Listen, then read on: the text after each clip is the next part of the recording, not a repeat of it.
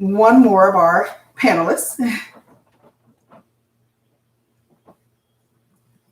No, that light's not good either.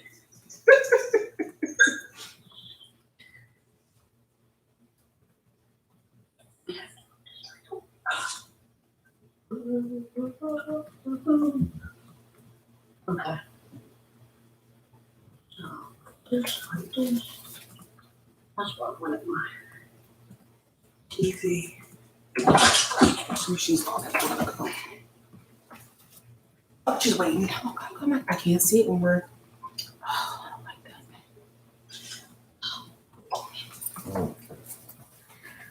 Right, because I don't know how this is going to work.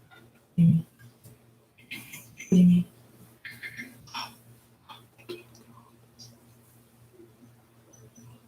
That's why we shouldn't let people in. All right, big people are rolling in.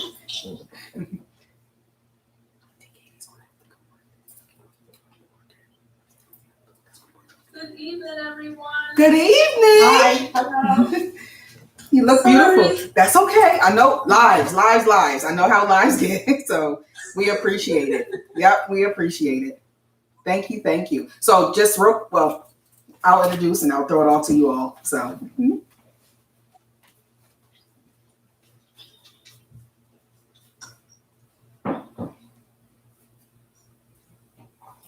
I'm going to give it literally like 2 more minutes.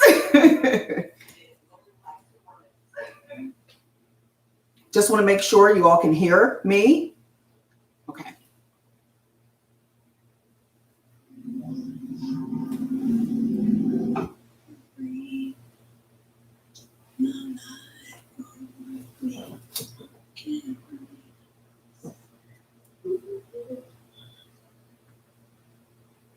Oh, there she is.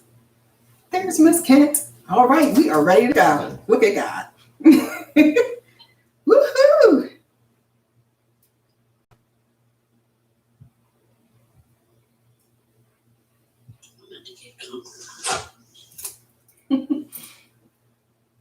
I'm going to start because people are coming in.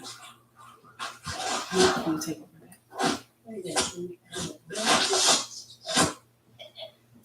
All right, we do have all of our presenters, our panelists here this evening. Ms. Kent, I do see you. I do apologize for looks like we may be a little bit of miscommunication. So I'm going to make sure we take care of that. Just a few housekeeping rules before we begin. If you are not one of the panelists at this time, if you would be so kind to mute your mics and blacken your screen, that does help so that we don't buffer and so that you can hear every single one of these dynamic ladies speak this evening. We want to make sure that you can hear all of us. So, and then at the end, we're going to give you an opportunity to please ask questions. We know some of you are going to be sending them through the chat. You're also going to be sending them on our Facebook. Hello to everyone out there in Facebook land, YouTube land. We also will have some questions that may just come off from me as the host to our beautiful women. We are screening some of the questions, obviously, to make sure that the questions are appropriate and sensitive in nature. And I know all of you understand that. So let us begin. Good evening, everyone. Good evening. Let me say that this is the day that the Lord has made. I will rejoice and be glad in it. Welcome to Cancer Speaks, presented by God Wins. Woo! This is amazing. Listen, so if you don't know the story, right? I was fussed at by one of the panelists last night because I was determined.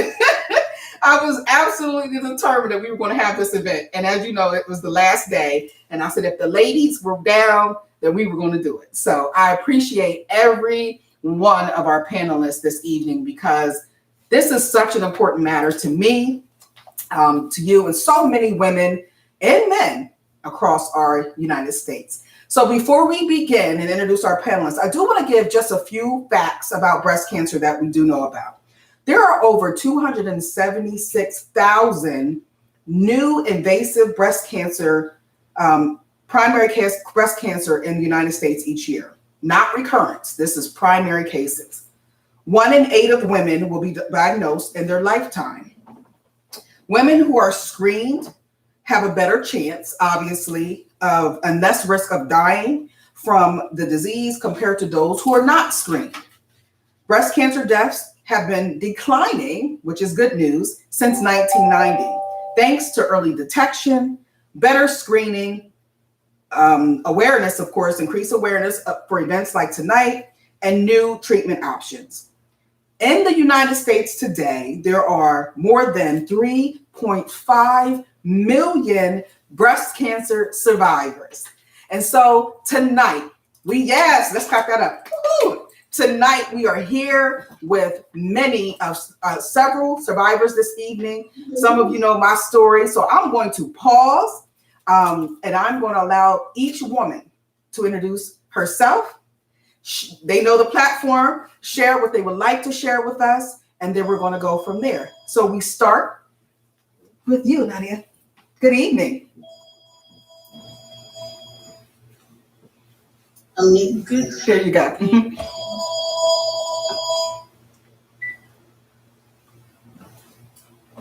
you hear me? Uh-oh. I thought you were frozen. Yes. Okay. Okay. So, my name is Nadia Eaddy, and in October of 2017, I discovered myeloma. I went from caretaker to patient, and I was diagnosed with stage 2 HER2 negative in ductal carcinoma in situ.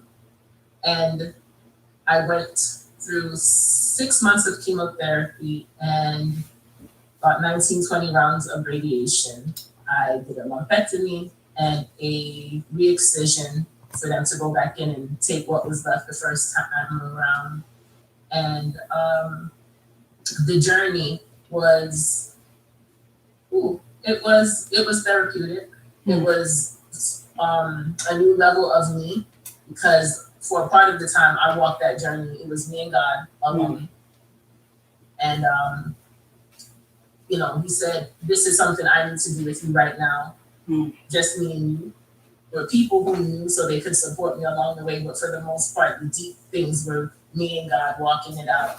And each step of the way, I asked him for grace to do it, the strength and the grace. Because at the time when I was diagnosed, my daughter was 7. My son was a year and a half going on 2. So that was my will to fight, because I said, I can't leave these babies here without their mom. I cannot leave my husband to raise these babies without, living by himself. So I asked God for the grace to walk through it, and he gave me that. I started treatment in September of 2018 after surgeries and everything was done. And I rang my bell in March of 2019 and then completed radiation in May. Woohoo! Because I know you said you want to go back, but yeah. Take your time. Take your time. You can, if you want to cry, that is okay. You can do what you feel. Take your time. We are here to be a blessing. And I will add yes, I will add that a lot of people were going through this tribe and that tribe. I didn't do too much of that until afterward. I said, I know that going through this process, I had people have like a big team this and team that. It was team me and God. But after that, I said, I know that there are other women like me who need that support, who have questions. And although there are a lot of groups out there already, there was not one that met the need I had. So with that in mind, I created a Facebook group for my sorority sisters who are dealing with their cancers and their different stages of the journey. And that has been a blessing to me. It's a blessing to them, but it's more a blessing to me to see how this journey brings so many people together. Amen. And I might say, Soror, that I thank you for that group. I did the same. I did not do a lot of reaching out, which even again, some people on this call were upset with me about. But it was afterwards that, I started to, reach out. And so what a blessing the group has been to me. I may not always comment a lot, but the comments inside of the group are just wonderful. God bless you. Thank you so much for your story. And please hang around because we would hope that you would be able to answer some of the questions. Thank you. Absolutely. Amen. Amen. All right. Thank you. And so we now pass it on to Miss Fulton. Hi, everybody. Thank you, Sieta. My name is Lisa Fulton. And just to give a little background between Sieta and Laurie and I, because people want to hear the word cousin when certain things that we have in common aren't biologically linked as far as the breast cancer is concerned. But we do have one family member in common, and that's how we are basically bonded for life. So thank you, Sieta, for inviting me today to speak. It's a pleasure. I was diagnosed on November 19th, 2018. I remember getting going for the routine, as you stated, in April, and they weren't quite sure if they saw anything. That's how small it was. But they did the biopsy, and it was a Friday, so I couldn't get my results until that Monday. So I was diagnosed that Monday. I got the call while I was at work, which was devastating, of course. And had my lumpectomy on December 12th, 2018. It was a small, about 7 milliliters. But it was very dangerous. It was a triple positive. I was staged at 1B, grade 3. Wow. And my journey started in January. After that, my journey started for treatment. I was in treatment for an entire year, from January of 2019 until I rang the bell January 2nd, 2020, which was a very powerful moment for me. I too have a son who's 23 and he has autism. So the minute I got that diagnosis, my brain went to what's going to happen to my son. I co-parent, of course, I'm divorced. I do co-parent, but it's different because nobody can take care of your children like their mom. That's right. And I have been his advocate since the day he was diagnosed. So, of course, I went into an hysteria. One of my sorority sisters, I'm a member of Delta Sigma Theta Sorority Incorporated, and some of my sorors are here. Thank you so much for supporting me, as you always do. But one of my specialists, who is also a breast cancer survivor, took me to her breast surgeon, to her oncologist, and so she kind of guided me the whole way through this process. I was telling Sieta last night, I'm the panel member who was fussing at her, by the way, last night. But I told her I didn't even read my pathology reports until I was halfway through the process. I couldn't look at it. I didn't want to look at it. And Shelly was the one who contacted everybody, sorors, my friends, my girlfriends growing up, the rest of my family. I just didn't want to talk about it. So it's God's grace and mercy that I'm here. So grateful. It's on my mind every day. You talk about reoccurrence and that kind of thing. So I'm just grateful to be here and to be a part of this panel today. So I'll just say that for now. Well, thank you so much, because I do appreciate you fussing at me along the way. So for those of you who don't know, we are family. But the minute that I posted it on Facebook, that I shared my story with the world, it was really late at night and it was my birthday. I waited till it turned midnight and I decided to share it. And I just thought I will post it and go to sleep. Well, and then hear from people later on in the day. Lo and behold, my phone starts to ring. And it is my cousin, Lisa. And she's like, girl, why didn't you tell me? And we're just going on and on. But I praise God for that phone call. Lisa, I know I've told you this many, many times. All of your support through all of this. And I thank you again. During your journey, you still blessed me through my journey. So I appreciate that. Thank you. Love you.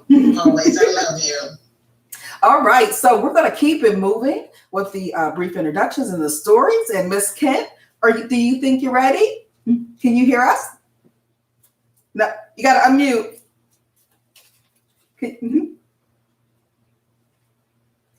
All right. While Miss Kent is getting unmuted, don't forget we are live on Facebook as well on YouTube, so you can see us there right now. You okay, Miss Kent? Can you hear? Ooh, Lord have mercy. I think I'm too old for this technology. No! Never. I was having so many complications. I had to leave out the house. Oh my goodness, my computer wasn't working, but to God be the glory. Amen. Hello, how you doing? I'm good. How y'all doing? Good to see you. Hi. Okay, so I missed the introduction. I was on, but I missed the introduction. Yep, you just go ahead and say, talk about yourself. How the best, whatever you want to say in your journey. Okay, so I'm 10 years. All right. Thanks to be to God. Yes. And I'm just so happy that I am still here. Okay, so before this happened, like right before this all happened, I actually did a CD. I released my first CD. Wow. In 2009, I believe. And it was called I Love Him. And I do gospel recording, stuff like, and I do love songs and stuff like that too. But I recorded that CD said I love him, not knowing what was going to transpire in my life. Like, we never know what's going to happen in our life every day. God's plan, amen? Amen. So released that CD, then things happened with my job. I didn't know what was going on with my health. They thought it was lupus or like a serious arthritis because I was just in so much pain. And so then I seen something that looked very, very weird and strange on my body. And I was like, what is going on here? So what happened was it was sunk in, like around, I don't know the terminology. It's okay. It's okay. Around this point, it was sunk in and everything. And I was like, what is going on? So I went to the one doctor that was treating me for like arthritis or pain or something like that. And she was like, you need to go see your other doctor. I said, well, I got an appointment. This was February, mind you. It was like February, March. I said, well, I'll go see them in August. It was like, I wouldn't wait that long. I said, well, it'll be all right. So I didn't wait. I went, and then they told me what it was. They did a biopsy and everything like that, and they said it was cancer. So me, being me, I said, okay, I lost my job at the time. Oh. And then I had 4 boys. Well, they're young men now. And I said, you know what? I have money. God, if it's your will and you're ready to call your angel home, I'm ready to go. I said, but first, Lord, I got this money. Let me take my kids to Disney World. I know that's right. So I got tickets and everything, and I took them to Disney World. We had a ball and everything. They got on the plane, and they were just excited. And then I came back, and it was really bad. They thought it was a 2, but it was a 3 progressive. Oh, wow. Cancer, breast cancer. So, I had to get my lymph nodes taken out. I had to go through, mastectomy, the chemo, the radiation, and the, the reconstruction and all that stuff. So during that time, I still gave God the glory. I still gave God the praise. I still went to church when I had it. Well, I rested in bed until I got the energy for church on Sunday. Praise the Lord. And I gave God all I could. My brother, David, told me the other night, last night or the night before, he said, man, I wish I could get on that call and speak on you and this, that, and the other. I said, what about? He said, because when you went to church, and I think it was the summertime, or it might have been the wintertime, I forget. And I lost all my hair. I was Kojak bald. If y'all seen one of my videos, the Still in Love video, y'all seen some of the pictures. I was Kojak bald, but then I look kind of bald right now in the dark, but I'm not. But he said, Kat, what you did was you went to church. You had your nice wig on and everything like that. He said you was praising the Lord. You just snatched that wig off. All right. I love it. I'm going to praise the Lord all in all. And I did. That's right. And he just reminded me of that. And I think there's a video of that service somewhere. I don't know. But my sister, which is the pastor of my church, Church of Life Worship Center, Pastor Brenda Green, she is just as stubborn as I am. Let me tell you, I wanted to go through it by myself because it happened to me. She would not, now mind you, I had to go pick her up. She would not let me go to my doctor's appointments by myself. She was like, you come to get me. You come to get me. And we're doing this together. Mommy and Daddy, they would not want you to do this by yourself. So Pastor Brenda Green, which is my sister, one of my oldest sisters, she was at every single visit. And I just thank God for her. Yes. Just one thing, she my car was acting funny one day, and I had to go for my chemo, and the brakes wasn't really working too well.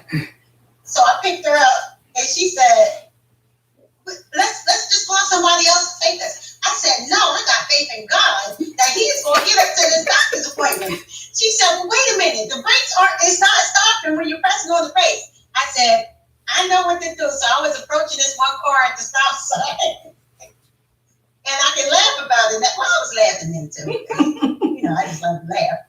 But she was like, Lord, she was a little nervous. But I said, God got us. God got us. So I just inched off the gas and just drifted to the stop sign, and then it actually stopped. Crazy. And I made it to the appointment, and I got my chemo treatment, and everything was all right, and we made it home. And then eventually, I had to go get service. Get some breaks. But the faith, I'm speaking of the faith. Amen. The faith in God that I have is just, it's amazing, and it shocks me sometimes.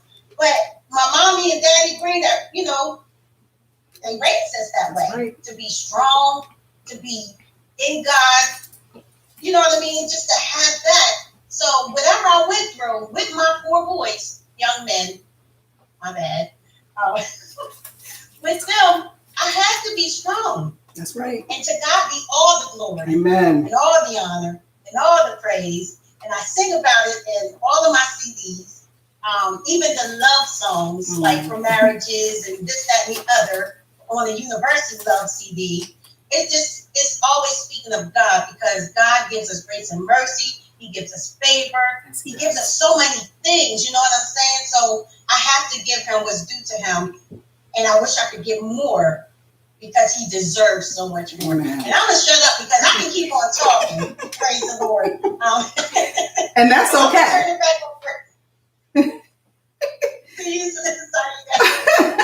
And that's okay. That is absolutely okay. I'm glad you said a lot about your faith journey, because there are so many people who may not be experiencing breast cancer. That might not be their particular issue, but so many people, especially right now with COVID and all of the craziness that's happening in our world, they are experiencing some very, very hard and troubling times. And one of the reasons that I really wanted all of us to be a part of this is because I know that if nothing else, all of us have faith. And faith and trust in the Lord will get you so far. And when you don't see anything else, no one else is around, it's always you and God. And God will carry you. He will literally, and I mean that, how many of you have ever felt God literally carry you through something? You had no idea how you got from point A to point B. And I can attest to that. I have literally felt the Lord carry me through various situations, and the breast cancer journey being one. So thank you, Ms. Kent, so much for sharing your journey and being here this evening. Transitioning now for her story, Miss Laurie, are you still with us?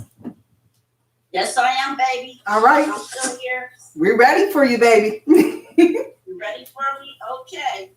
All right. Well, I was first diagnosed on September the 27th, 2011. Yeah. Mm-hmm.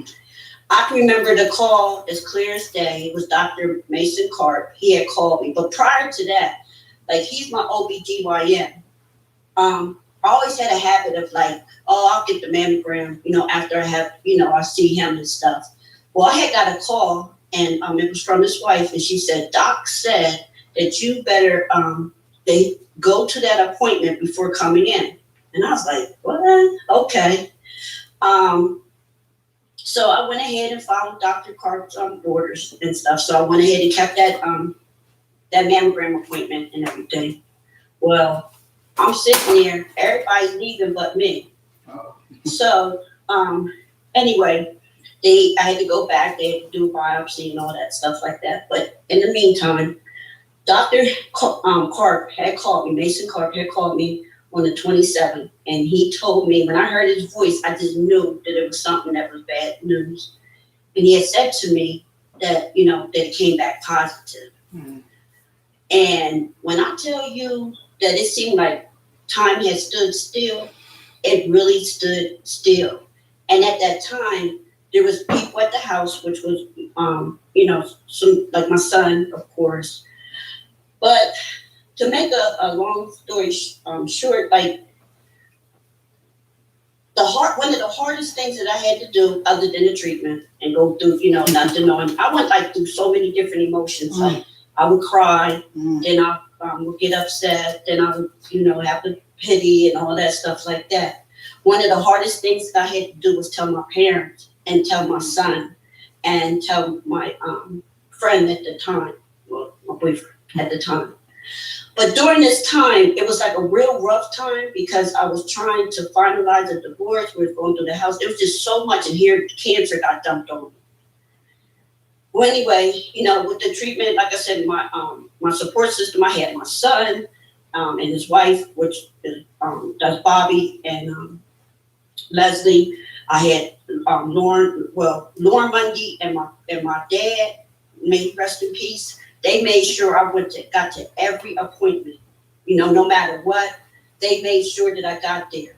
And then I had other friends, like to make sure that I ate and checked on me. My one friend, Christine Deacon, Diane Loss. I just had a great support system. But at first, I tried to keep it a secret. But my son, being who he is, he figured it out. But it's a time, like, with everybody, like the support system and me just looking at life, I look at life a whole lot different now. Mm-hmm. Just the little things like I enjoy, and I just take the time out more, for me, because I was brought up in the era that when you got cancer, you died, because it seemed like everybody that I know, like my grandma, my aunts and so on, they all died from this. Okay. So I was like, oh my goodness, now what am I going to do? I want to live life. I'm only 45, no, 45, yeah, I was 45. And I said, oh my gosh. So anyway, I went through the treatment and I had my rah-rah team, and that was so, so just, it kept me going. giving me that determination, that encouraging. And I thank God each day because when I would go to sometimes like to my treatments, there was, some people, they didn't have anybody. Yeah. And it was just so sad. Yeah. And it would bring tears to my eyes because I just realized how blessed I really am. When people, because what one person won't do, God always has somebody there for me. Mm. And, I even got sick during the journey had to go in the hospital. They had stopped my treatment and everything. But I journaled a lot during that time because I'm always like a person like with cards, like saying stuff that come to my mind. Now, I can tell you this. During that time, I did not want my sisters to know because I didn't want them to be afraid or just, I just think they were too young. Because at first I was going to keep it a secret, but I didn't because I was told don't do that. But I remember telling Dad that I had the cancer. And if I'm bouncing around just like trying to remember things and I'm nervous too. Take your time. I remember his face when I told him that I had cancer, and his eyes just filled up with tears. But he told me, he said, "That's okay." He said, "Because you're going to be okay." And those words meant so much to me. Just like Bobby said, "Mom, you're the toughest lady I know. You could do this." And I remember like this like the weight and all that stuff, being sick, can't do the same thing because I'm very independent. I had to learn to sit back. Mm-hmm. And just do what I can. If I can't do it, there's been times even after now I did have a scare back in 2015, where they thought that they saw something and they went through the whole thing again. But here it was benign. So that was a good thing because I was like, oh my goodness, I was turning 50 at that time. And I said, oh man, I'm having this big party and everything like that. And I even said something about that to me, and I'm claiming this, and I'm going to claim this all for you ladies too. First of all, God is bigger than the little seeds and cancer. And once you're cured, I'm just trusting and holding on to his hands that you will always be cured. Amen. He's our Alpha and he's our Omega. So the doctors might say this, but I know what my God says. Whatever's going to be is going to be, but I know we all have to check out, but I said, God, I'm not ready. You're not ready for me yet. I got a lot of stuff that I need to do. So I'm just saying that faith is a big thing in this. It's a big thing because like I take a medicine drug that's after that I have been taking after, my treatment and stuff. And it has caused so many problems. Yes. Now I'm undergoing some things where it started breaking down my teeth and then, my mouth and stuff like that.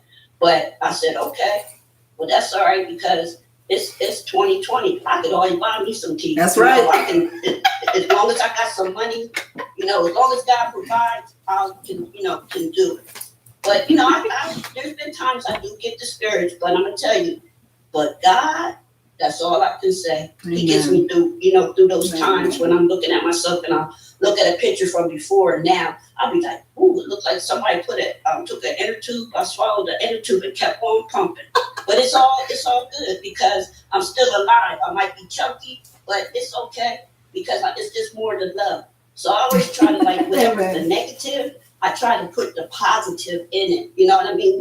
Okay, yep, I'm chunky. I wasn't always chunky, but I'm still alive. But you're alive. I've never been ugly, so that's how I look at it, But I try to still encourage other people because there's some people that have been going through this stuff.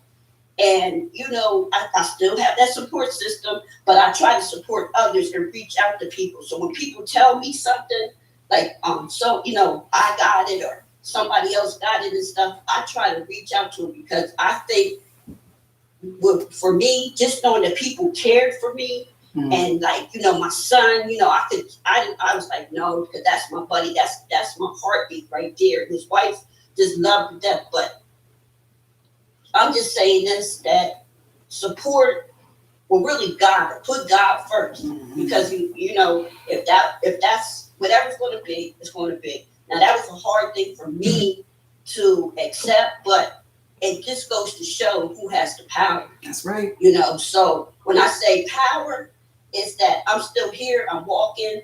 I've been having, I had to have different procedures where the medicine had messed up. Like last year was the gallbladder. This year is the mouth. But it's okay. You know, that's what doctors are for. And every time it's something new that comes up, I'll be like, okay, God, what we going to do? You know, because now I ain't going to walk around with my mouth messed up. Because, you know, I like to smile too much and I like to laugh.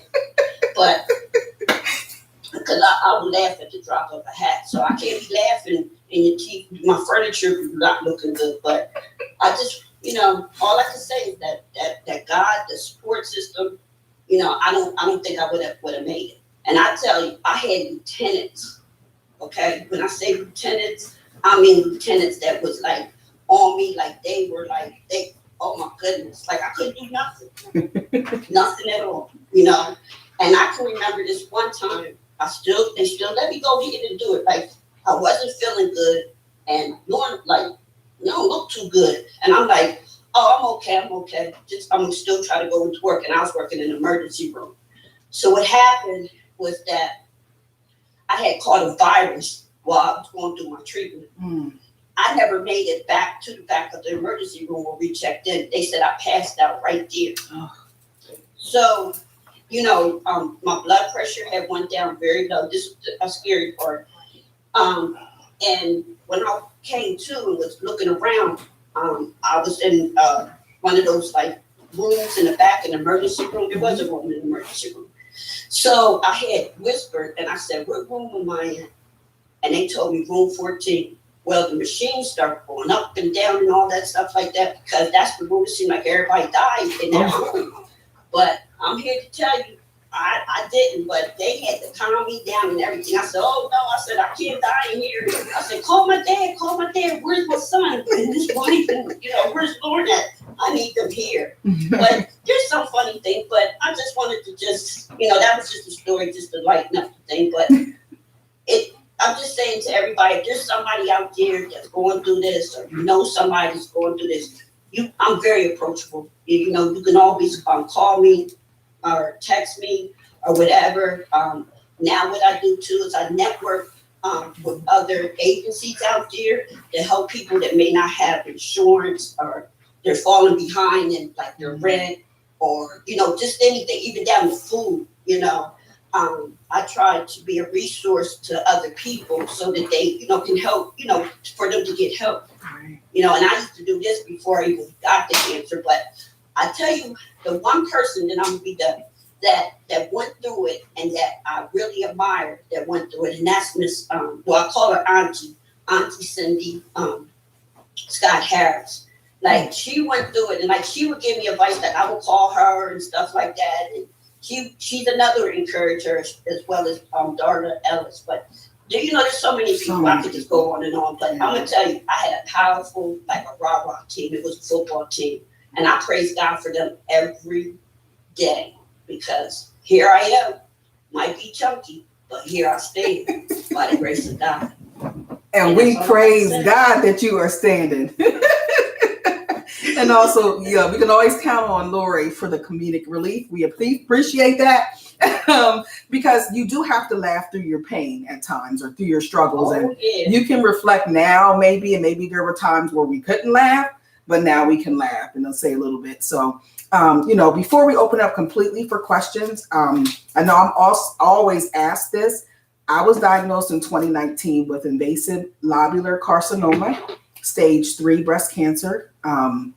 And so it was quite a journey. I had been sick, for some of you who know, like for a really long time, for a couple of years, going back and forth to the hospital, and they found every single ailment under the sun except for the breast cancer. And I found that on my own.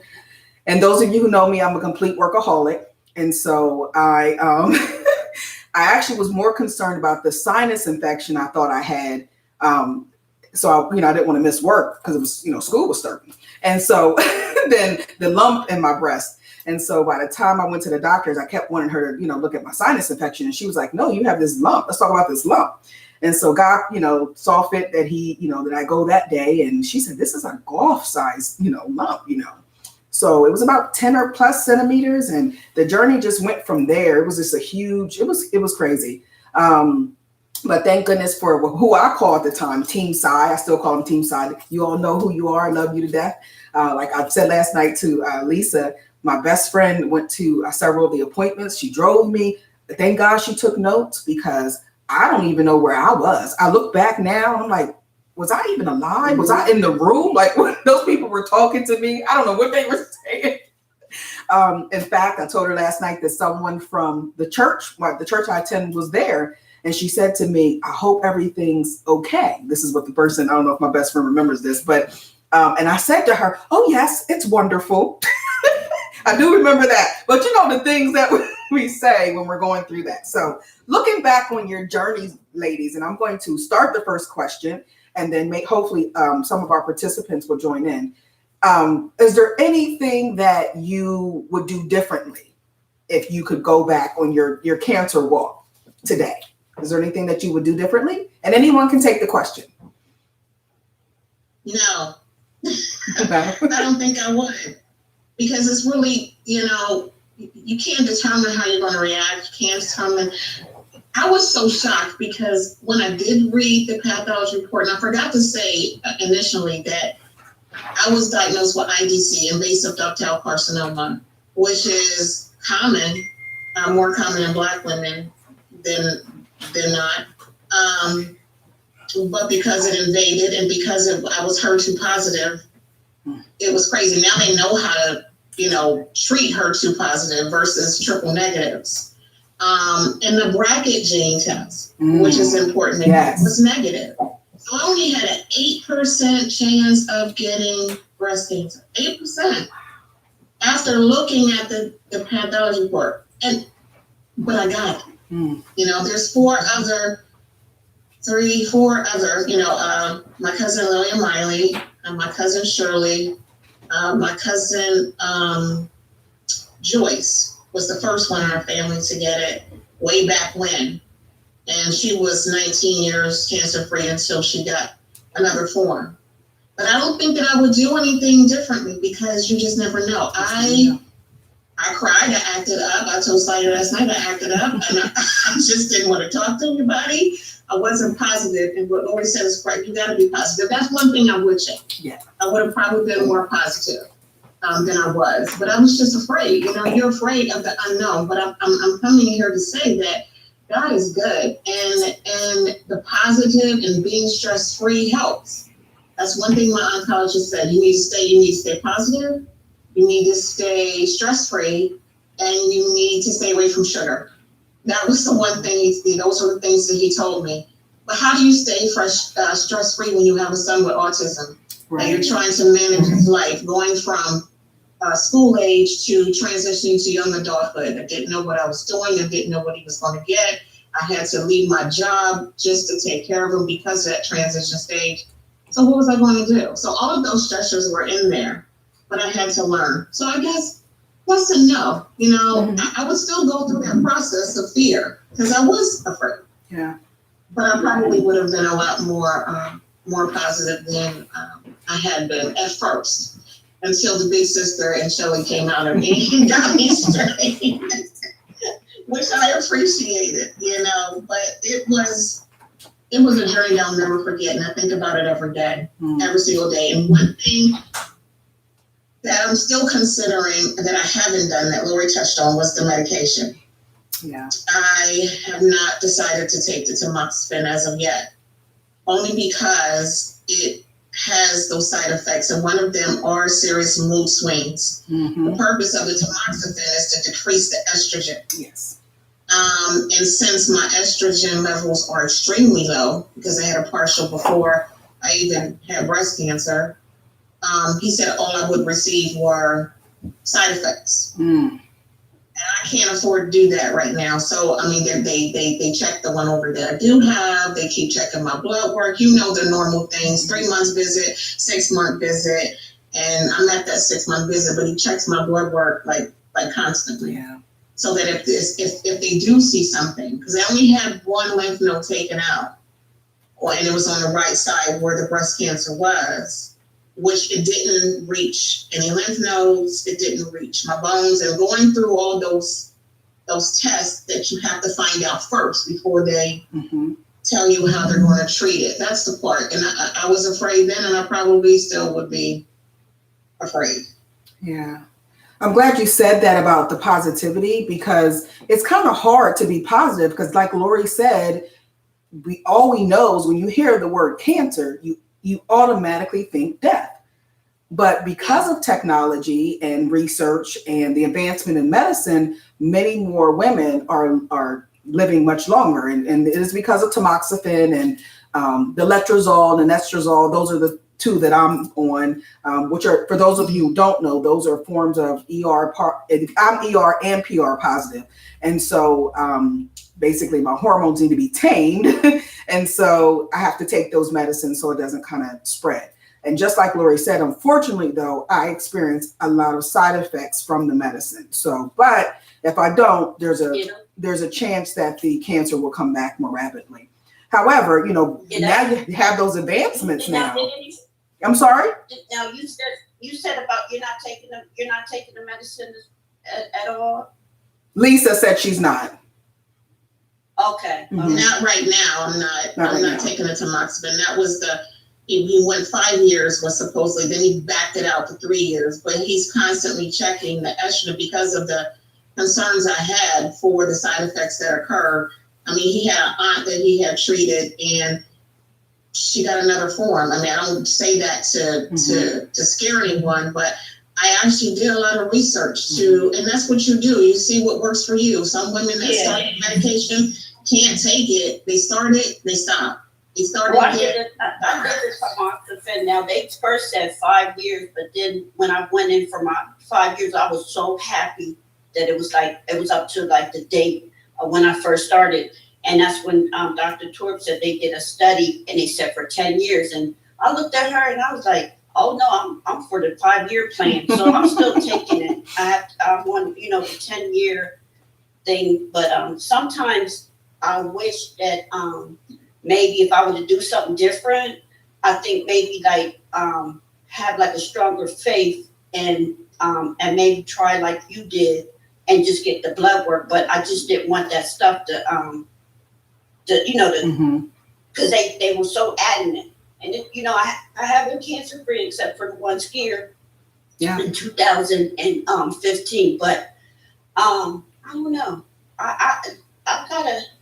I can understand where you're coming from as far as like not taking it versus taking it, because it is a lot of side effects. Your body hurts sometimes. Like they would mess with my potassium level, all that stuff. But I figured I already then went through the rough part. So whatever, it's been 8 years now with me being on it. So I might as well just stick with it. But go by your gut feelings, because just have research. If you feel in your heart that it's not good, then that's what I always was told. Always go by your gut feeling, because what might have worked for me might not. The side effects might be compounded. So I wouldn't, I always, tell people to pray about it and see how God leads you on that, because that, it's something. I see Miss Kent. Miss Kent is talking. You're ready. Don't forget, please enter your questions or get ready to ask. We really would like to hear from the panel. The panel would like to hear your questions. So Miss Kent. Okay. Yes. Go ahead. Go free. I'm sorry. You were going to say something? I was concurring with Laurie. She was just now speaking about the 10 years and the side effects. I was agreeing. Okay. Okay. I had to do 10 years too. Oh, you did? You're the only person, like everybody I talk to. I'm glad I'm not alone, but I mean, not for this thing. I'd rather for us to be, comment about something else, But after 10 years, like, I'm serious, my eyes got real big, because I was like, what? And then see, that's why, like, as far as like my sense of humor, that's why I think, like, the doctor's always like, oh, here comes Bubbly, because like, she laughed when I told her no. Remember, I was the 5-year plan. You didn't say nothing about no 10 years. So she just started there. She said, what am I going to do with you, Laurie? And I said, I don't know. Just love me like I love you. Thank goodness for those type of doctors. So, Eaddy, were you going to say something? Yeah. For me, I don't think I would change too much about how I approach this journey. I know that people around me probably wish I would have said something to them up front, but I think the journey that I took was meant to go how it went.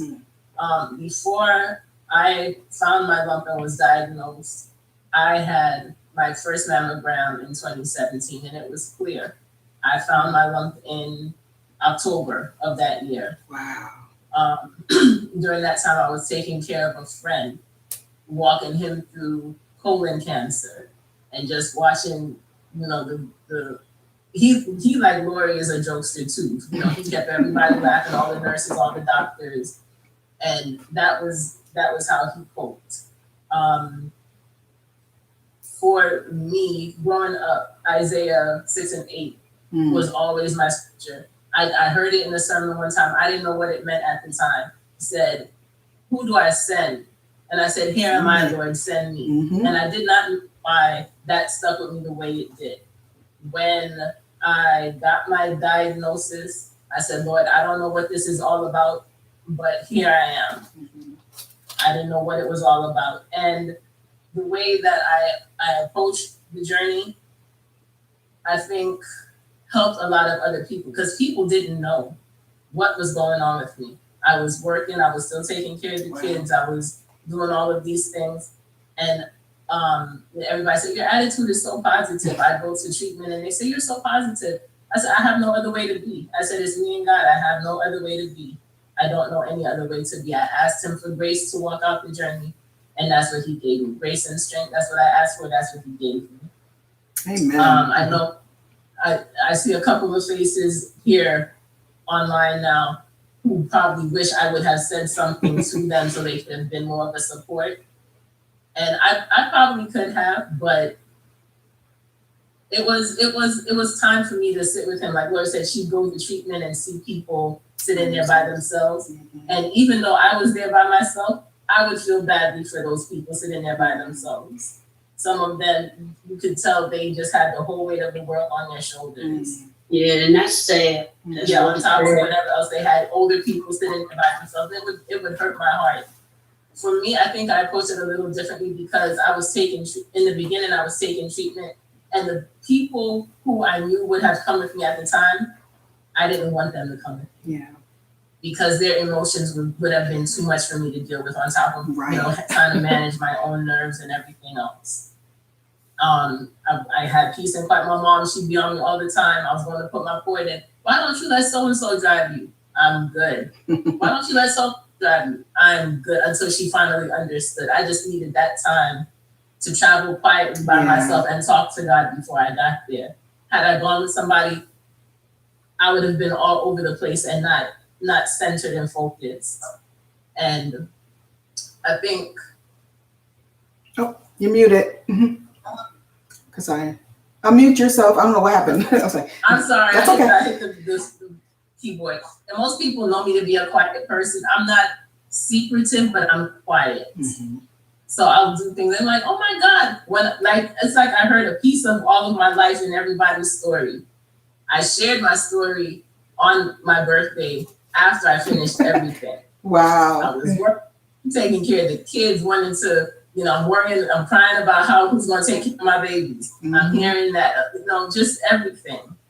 My goodness. I hear you. I think that seems to be the common theme. We're like, who's going to take care of our children? That was our main, a lot of us is what we cared about. Yes. Does anyone have any questions for the panel? We don't want to stagnate anyone.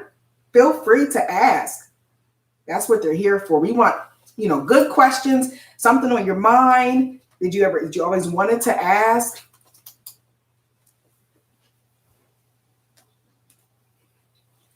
Everybody's so quiet.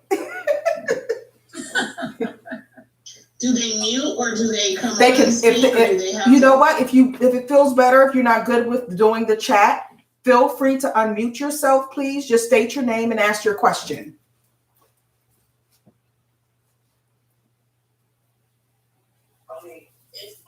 Hello. Hey. Hello. Hi.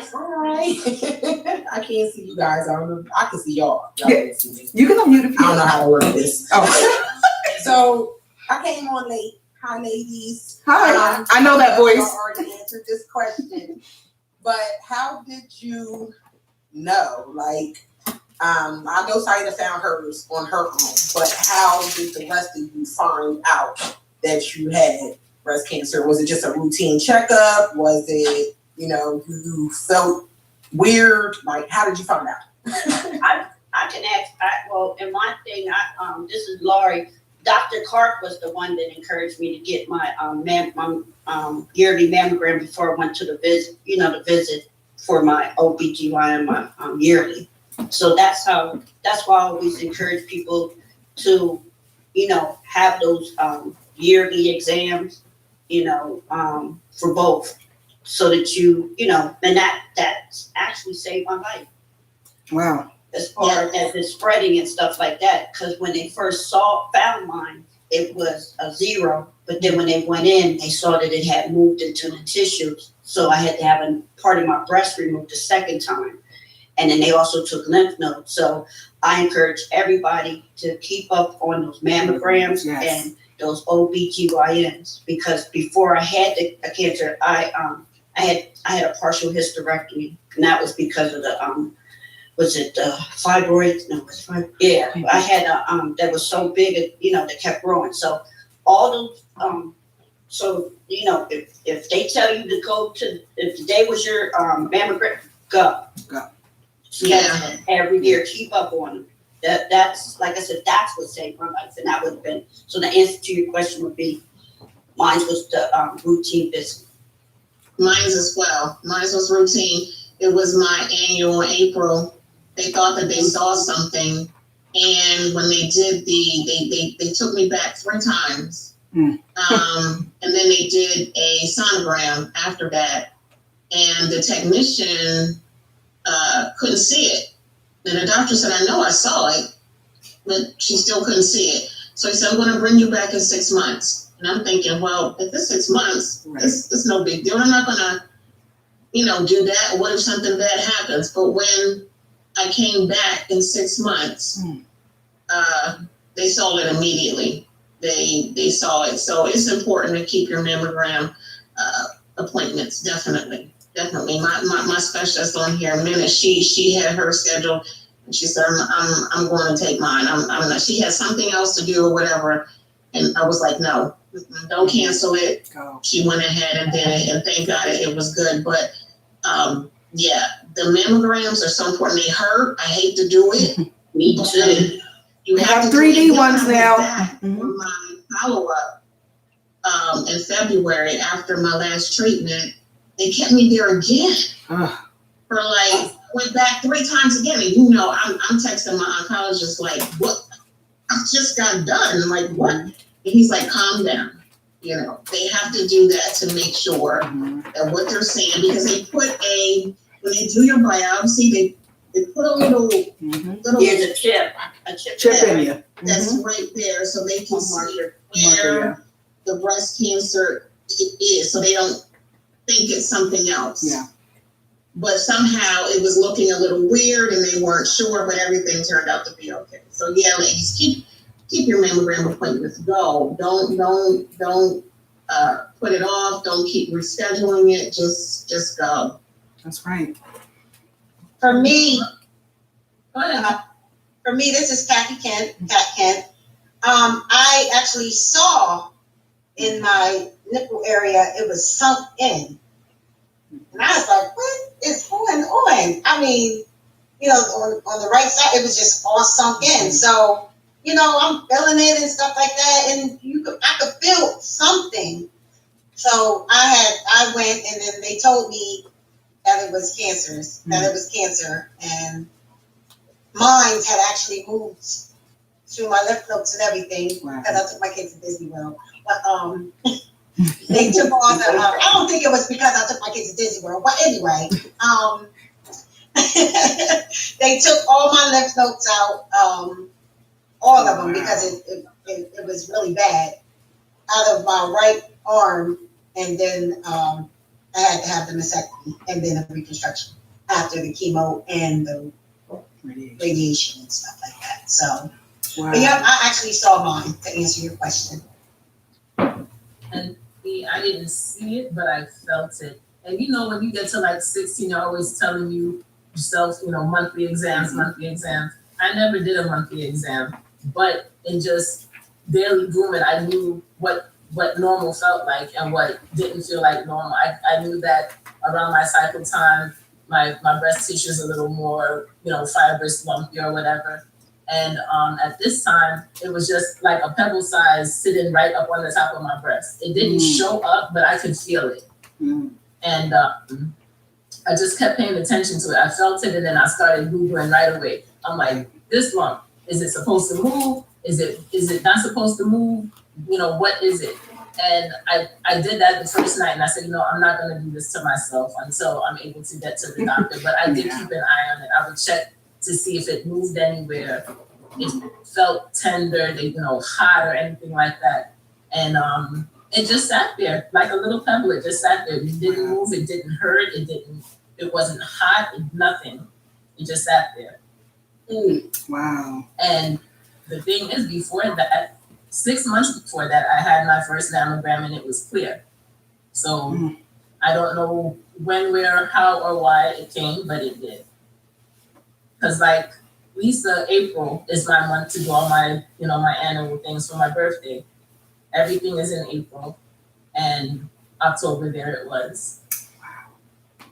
So that is just even more, not only to get your breast mammograms, but also to fill your breast. I know we hear those slogans all the time, but it's very important. And going along with that, ladies, we have a question from Cynthia A.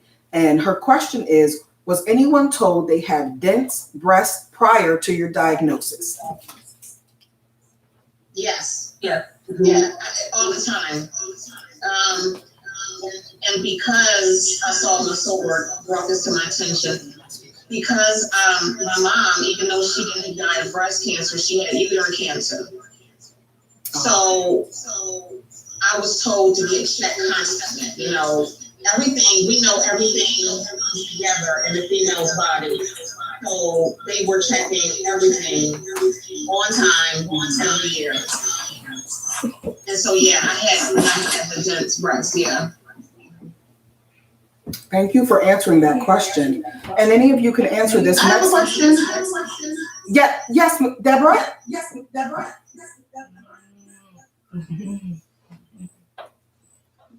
First, I would like to thank everybody for being on the panel and sharing their stories. My first question is, was somebody diagnosed with breast cancer? Sorry for the feedback. If everybody could mute, if you're not talking. There we go. There we go. How would you tell somebody to prepare for their first treatment? Like, what would you tell them? Like, here's how it's gonna be. This is how it might flow. Just to give them like a mental, what they might be facing. Even if it's like bring a book or something. If you are that person who likes company and you have someone who is good and won't, be the one that I want in my ear with all the what if and Lord have mercies, what if you have a good one like that, bring them with you. If it's music, for me, I had my phone. I love music. Music is what does it for me. Music and books. But I didn't do anything but rest. They put me in a chair. They came with my meds. They did, after they poked around me to get my vitals and everything, make sure everything was good for me to take treatment. I would sit in that chair and I would relax. As much as I could relax in a treatment room. I couldn't think about work because I knew once I left treatment, I was going to work. I wasn't thinking about my kids at daycare and at school. I just sat and had conversations with God. Sometimes they say, you want the TV on? No, I'm okay. I'll turn it on if I need it. But I brought snacks. I usually went in with a big mug of tea because I'm a tea drinker. And that was it. I come and I'd sleep. just relax. And that was for chemo, correct? That was for your chemo? Yes. Does anyone have any suggestions for radiation? I know I do, but does any of the panelists have advice? For Okay. radiation, Yeah. I had radiation. That always made me like a new kind of tired. Like I couldn't even, I don't know. Like I would say, make sure you dress comfortable and something that when you leave radiation, that is comfortable enough that you can either slip in it, or when you get home that you can fall asleep in it. So it's always good to be, comfortable when you're, if you're going through your radiation, and to drink plenty of water. Yeah. And also, because it seems like radiation changes your skin. I would say don't get get like, good body moisturizer. Like as far as, I get stuff from the Body Shop. Not Body Works, but the Body Shop. And I was using this body, cream, that was a body butter, and it was called Brazilian Nut. And like my skin, my shoulder, my feet, everything is still nice and soft.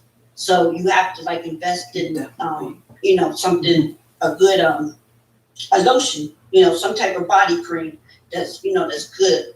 And it's most like, I found one, and I still use their products from the Body Shop. Sure answer. And I didn't have any, problem. But yeah, you got to drink plenty of water, dress comfortable, and like I said, for the body cream.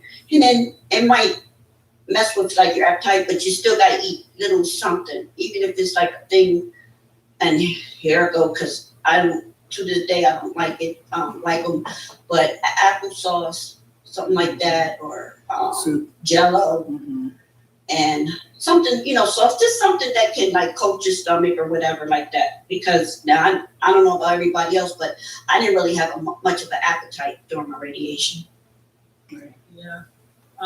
One thing one of the nurses told me that I actually knew about was to make a shake of scoop of ice cream, a banana, with peanut butter, and some milk. And you get everything you need in that. It'll help keep your rate up when you start losing as you go through treatment. Yeah, see, I have sensitive That's skin, good. so some foods I can't eat. But I did do the shakes like you're saying. It's just that they wanted me to put that kale in it, and it turned green, and I couldn't like, I would have to put it in a glass that I didn't see it, like see the color. Right, the color. Green stuff, I can't drink. Ugh. But Sora, would you mind putting that in the chat? Would you mind putting that? I was asking if she wouldn't mind putting that recipe in the chat, just in case there anyone who would. Yeah, thank you. Listen, we are getting to the good questions, so I don't want to cut you off, but I do want to get some of the other questions answered. So the next question from Rochelle E was, what is the best way someone can support a loved one who was diagnosed with breast cancer? Be there, be supportive. They gonna go through some roller coaster, with emotions, but you just gotta be there. Like it might not be, easy, but you just have to be there. You really, show that support. Whether they're feeling down, they might even say, I don't like you today or something, whatever. You just gotta be there. Just make sure that you're not gonna, go nowhere. Listen. Just listen. Listen, yes. They need that. We need to get some things out sometimes. And sometimes I would just cry and they would just listen to me cry. Sometimes they will pray with me. And most importantly, they would talk to me. They were very encouraging. So you need that. You need that encouragement. And you need that understanding that regardless of what you're going through and how you act some days, that they're still going to be there. Yeah. And call me every Wednesday. Yeah, my son, what she did since my mom passed. My mom and I used to have dinner together every Wednesday. Aww. This is the best story. And I never told anybody that. My mom was my son's caregiver while I worked, and we used to have dinner every Wednesday. And I remember as she was transitioning, she called me. She knew I was with her, but at that moment she called and she said, I don't know what this is. She said, but I already know she's going. And I looked and I just stopped and she goes, but I was told I need to call you every Wednesday. Wow. And I just lost it. So those Wednesday calls, every Wednesday since we Zoom every Tuesday, my girlfriends that I grew up with. And I do remember getting afraid of the whole chemo thing. When you have poison and things going in your body that I had a whole meltdown. And I called my best friend Gina and I said, I don't want this in my body. I'm sorry, my phone's ringing. And I said, I don't want this in my body. Excuse me. I said, I don't know what else to do. And she said, well, I'll be there. And so she came from Pittsburgh. She was there by the time I got out. And she was here for, 4 or 5 days. And because my legs were affected. I don't know if any of you felt that, depending on the type of chemo you had, but my legs bothered me a lot. And it was just irritating, like restless leg syndrome or something. And I just couldn't get comfortable. So, having your friends there. That means a lot. It means a lot. Whether they were there when, friends from when you were back when you were little, or people you met in college, or somebody that you just met on the street. Mm-hmm. It's needed. I'm sorry. I would also say be there the way they need you to be there. Amen. Exactly. Because a lot of people, they want to help, and they want to help the way they feel is helpful, and it's not necessarily helpful to the person who is going through treatment. Exactly. I would say ask them, what is it that I can do for you to help you? Exactly. Be there. Because I had people, I think this is why I was meant to walk this journey alone. Because I had people in my life who I thought would have been there with me on the journey. And when they found out, radio silence. Come on now. Come on. And there were people who found out, sorors that found out. And like Lisa, I had one every other day, like clockwork, every morning, first thing. I got up this morning, I prayed for you. How are you feeling today? I had 2 of them who were consistent throughout my whole journey. And then, the blessings don't always come from where you think they're gonna come from. But I was really, because the couple that I thought would have been there, to this day, I haven't heard anything. Come on now. And I'm going to say something to you. God said you got to be careful about those people and those seasons. Because I've had people call me their mentor. I've given them money. The list goes on and on. But like you said, it was radio silence. And so what I've resolved myself to say, that it was that season of my life, and now it's over. So things will be different on the other side of through. That's all I'm saying. So I'm going to quickly hasten on. We do have 2 more questions. So I'm just going to ask if 2 people from each the panel, answer that particular question. The question from Yvonne was, do you have a message for men in terms of checking their breast? She said, I'm sure most men aren't receptive to the discussion. Anyone? Any takers? I can answer that. Okay. Okay. When I went for my treatment, there were men in here that was receiving radiation as well as I was. So that made me say, wow, it's more of an issue than what I thought. Because I thought I would, I didn't even think until when we go in there and here you have these men and they had breast cancer. There is something that they said, oh my goodness, if you, as a child, if you took something, you're more prone to get breast cancer as a man. But I would just say, just like however they tell women to check, or whatever the way it is for the men to check, I would encourage them to do that every year, because it is often. It is a common thing. Yes, it's definitely more prevalent common than what we think. Yeah.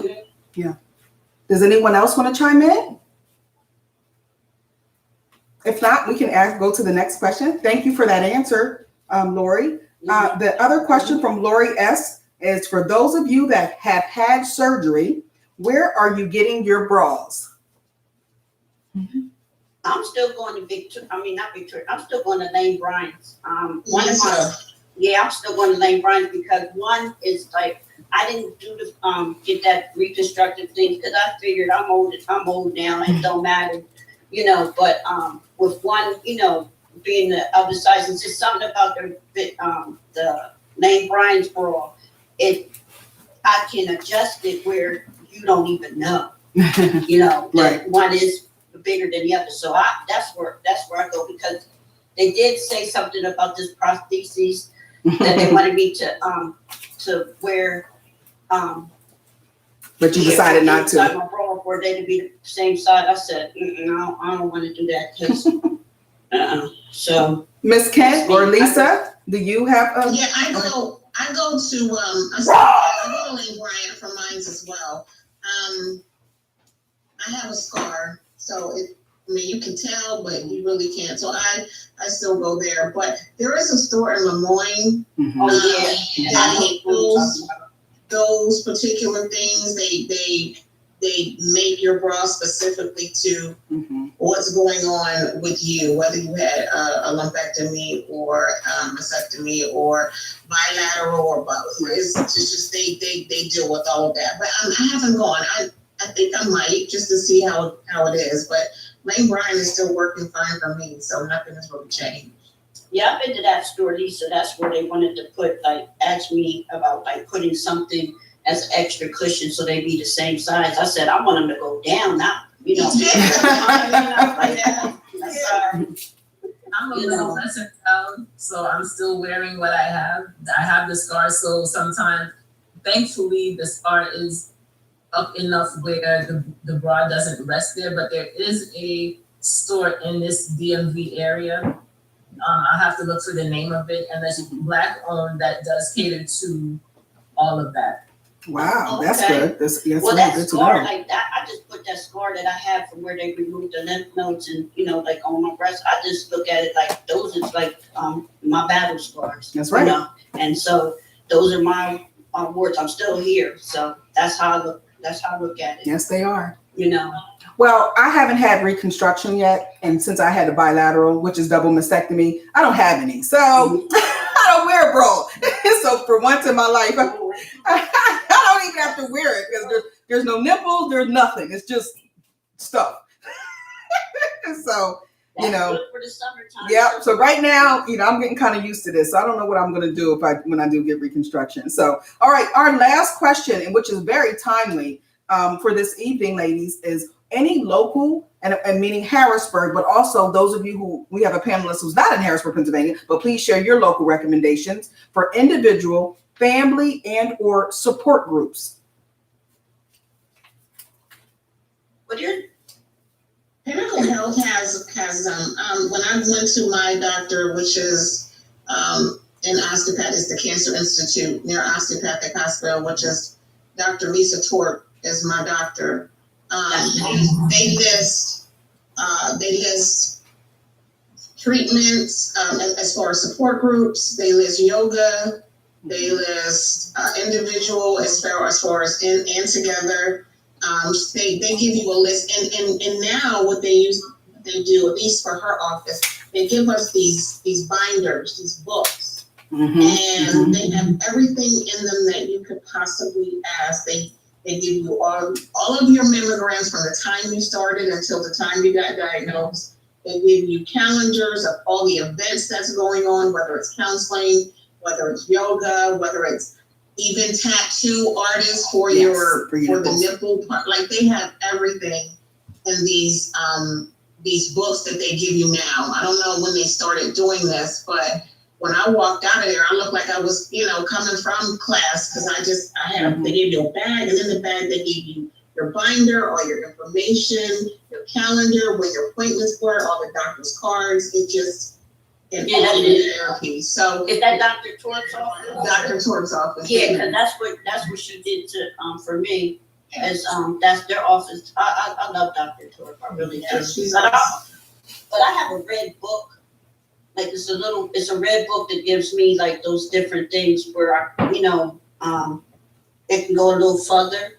Like as far as like different things of what like it just tells you like, okay, Specifically. you need financial aid, or you need this, that, and the third, or you need a helper. It like there's so many things out there for cancer patients that they even have where they will come and get you if you don't have a ride and take you to and from your doctor's appointment. They have helpers that will go to the store. They got so much stuff out there that a lot of people are like surprised that they have, but it's out there. So, I just try to continue to spread the word. Mrs. Kent, and I'm sorry, Laurie, I'm sorry. No, I didn't say that. Okay, Mrs. Kent, and then do you have any suggestions? UPMC. And I would also say Hershey Med. Sorry, did you have one for your area?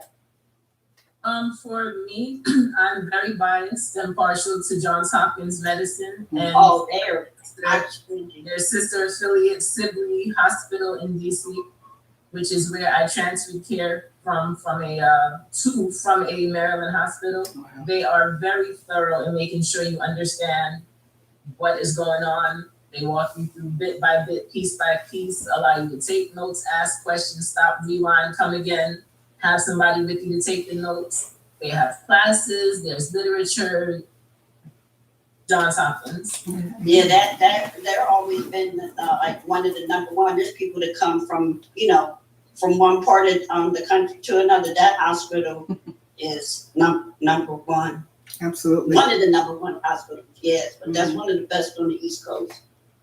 And you are so right. I attended Hershey Med, which I still attend. So they do have a wonderful breast cancer center. But I do want everyone to know there's breastcancer.org. These are national. Also, the National Cancer Institute. Of course, you can always look up some general information for CDC, but then it's the Susan G. Komen Foundation, the American Cancer Society, and then some local places. Last night I was just on a call with Catalyst. Some people may remember that group. That's local, meaning Harrisburg, Pennsylvania. They're local. They also have a cancer survivor support group. There's also Unite for Her, which is also a national, well, they're not quite national yet, but they're trying to reach a beautiful program. So if you've never heard of that organization, please check them out. You can just Google Unite for Her, and it's with the letter 4. And they will send you baskets and everything to help you along the way. There are a lot of, like as Laurie and everyone said, when you go, and I say unfortunately, because we don't want you to have to experience it if you have it, but they will give you a binder. They will point you to a lot of the reputable sites, because you got to be careful, because some local support groups and places or things that you see on Facebook or things that you see online may not be reputable. True. But there are places that will come clean your house. There will places that will pay your light bill, your phone bill, all of those things. And but you probably want to go through the cancer centers to be sure that they are the best groups. There is an app that I belong to. It's actually called Belong. I love the support group. They've helped me tremendously with my cancer medicine, the chemo med, and what I was going through, because I kind of didn't know what was going on. So it was reassuring to know that there were other people in that group experiencing that. So, I just want to thank every single one of you ladies this evening for your vulnerability, your expertise, everything. I see there's someone said in Maryland, there's another group that you shared and poured out this evening.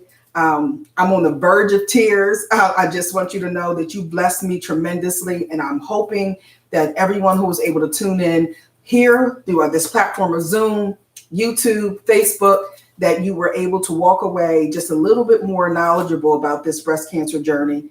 You are fantastic. You are my fellow warriors and fighters. Please continue to be a blessing.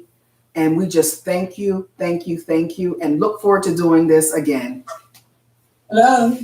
Yes. Does someone want to say something? Hi. Yes. I know you're getting ready to go. That's okay. My name is Rolling Lundy, and you know, we're talking about breast cancer, but there's other types of cancers also that women should be checking, because you might not know that lumps appear everywhere. And about a month ago, I found a lump on the side of my face, which is the parotid gland, which is the main saliva gland. Oh, wow. And I found that like a month ago, well, not really a month ago, but towards the pandemic, you know, in the pandemic. And I didn't want to go to the hospital then or to my healthcare provider. So I finally ended up going. Make long story short, I did have a CT scan, and then they did the needle biopsy, which came out malignant. So I am going to surgery on Wednesday, the 4th, for surgery. Not only did I find a lump there, I also found a lump underneath my vocal cord. And so, are you there? Yes, we are still What is here. your name? Yes, can you tell us your name again? What's your name? They're also going to take that lump also. I got on this call because my girlfriend Vivian Elby from Harrisburg invited me. Oh wow, that's my that's like Dee babysat me. She's a sweetheart. I love Dee. That's like a big sister. Arlene Lundy. Big sister or aunt. I love Dee. Her name is Arlene Lundy. Yes. She invited me, and you know, and I found, you know, some interesting questions there about, you know, support, not wanting to tell anybody, Googling everything in the world and getting a little depressed. And then she kind of talked to me, you know, having faith. You know, so after talking to her yesterday about it, I felt a little bit more reassuring about what's going on. I have the support from my husband, but I guess my question is, or just to say, not just check your breast, but we need to be checking our necks, you know, the side of our face, our heads, because lumps appear everywhere, and we might just don't think it may be anything, but it is something. It's good Thank to know you so your much. body. Yes, Like, yes. It's good to know, get familiar with your body, because like you found a lot. What is your name? Arlene. Her name's Arlene. Laurie. Arlene. Yes. I am from Temple Hills, Maryland. Oh, wonderful. Okay. I'm in Temple Hills too, Arlene. I would say, and if you don't know what you're looking for, when you go to your doctors, make the appointments, ask them to show you where, you know, what you should be looking for. When you, just like you said, everything is not in the breast, but you go about day to day, you knock yourself here and there, you don't think anything of it. Oh, it's a bruise, it'll go away. Not knowing what you should be checking for.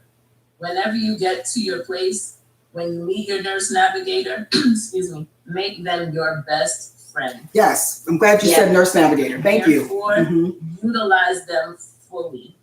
Yes. They will answer any question you have. They will provide you resources, things you won't even be thinking of. That's right. Okay. Job. So Yes. and that they'll give you everything that you need to know.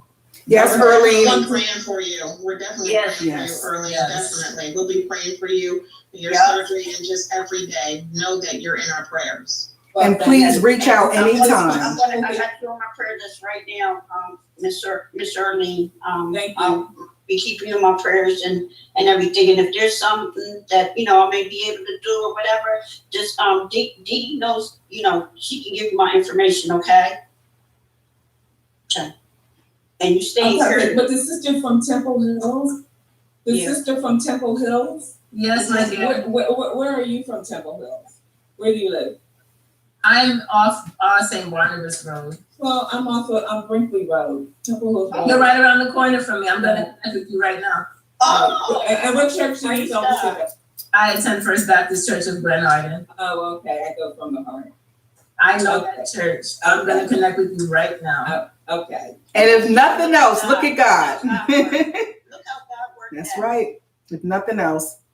So we are going to end on that note. Of course, we thank you, Miss Arlene. You will be lifted up in our prayers, as we said. And we are just, you know, of course, we did focus this evening as we wrap up Breast Cancer Awareness Month. But you are absolutely right. know your body, check your body, be in tune with your body, and don't be afraid to speak up. I know we didn't touch on this topic, and perhaps we need to do a part 2, but we as Black women sometimes are very passive when we go to the doctors and we're afraid to speak up. But please speak up.